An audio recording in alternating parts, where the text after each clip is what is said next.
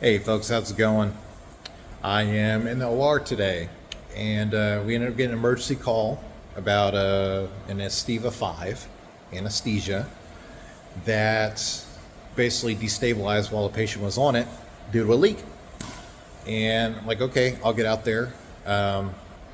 Be the first to admit, I'm not the most certified, trained, best anesthesia tech out there, but I am a biomed, and biomeds can essentially troubleshoot and ascertain a situation as long as they got the wits about them.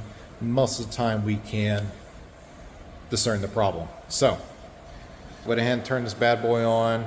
Everything looked good. There was no error codes. However, I heard a slight leak.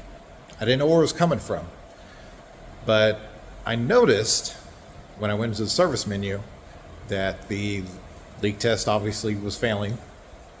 I went down, first thing I usually like to check personally is the sieve bed of the absorber, because it's probably the most user replaceable item on an anesthesia, besides the patient circuits and such that the operator will change. And I started feeling around, and from the bottom part of it down here, started feeling air escape. I was like, what's going on? And obviously you got your knob here which adjusts flow that goes to your scavenger. It's about I'd say about 3/4 turned on. Thing is, you shouldn't have air escaping from under here when you have that turned on. Go further back and I notice, well, that scavenger bag looks a little taped up. So what is occurring is you have air flowing through your absorber that is passing, supposed to go to your scavenger, that you have the flow adjusted. The problem is the bag was filling up, but with the tears occurring, it's actually backflowing back up under the absorber and causing air to push out, causing your leak.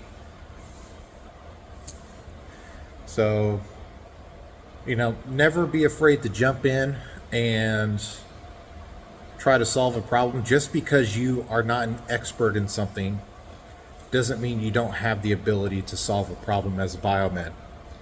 I'll be the first to admit I am not an expert on anesthesia, but I understand how the system works. I know what it's supposed to do. I know how things are supposed to look just based off reading service manuals, experience, getting my hands in there. Now, if it was something more involved, I might be tapping on our anesthesia guy to answer questions, but never be afraid to dive in. And you will reap the rewards time and time again, either learning from mistake or failure, or finding the answer, and you get to pat yourself on the back because you believed in yourself, and that's all it takes as a biomed. So yeah, that's all I got today. I'm a happy camper. It's a simple fix, and we'll call it a day. May the beer be with you.